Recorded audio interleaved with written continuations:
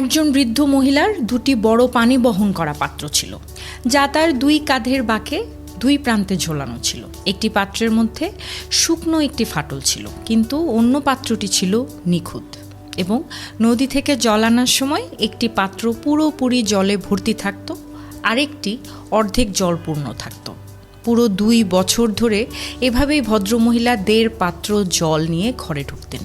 অবশ্যই নিখুঁত পাত্র তার পূর্ণতার জন্য গর্বিত ছিল, কিন্তু বেচারা ফাটল পাত্র নিজের অপূর্ণতার জন্য লজ্জিত ছিল এবং তার মনে দুঃখ ছিল যে পুরো জল কখনোই সে বহন করতে পারে না।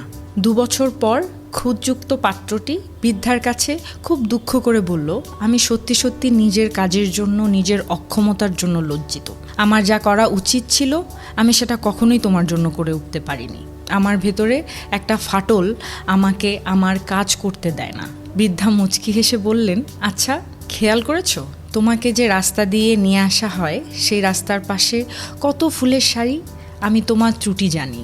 যে স্থান দিয়ে তোমাকে আনা হয় সেখানে আমি কিছু ফুলের বীজ ছড়িয়ে দিয়েছি, আর সেখান থেকে গাছ হয়ে এখন ফুল জন্মেছে। পথের পাশের ওই ফুলগুলিকে তুমি নিজের অজান্তেই জল দিয়ে দাও যখন আমরা প্রতিদিন ফিরে যাই।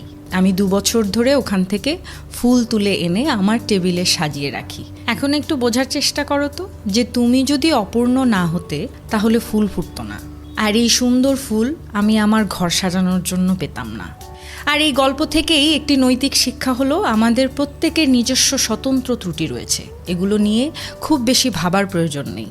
জীবনকে নিজের ছন্দে নিজের মতো করে চলতে দেওয়া উচিত। এতে জীবনের স্বাভাবিক সৌন্দর্য ফুটে ওঠে।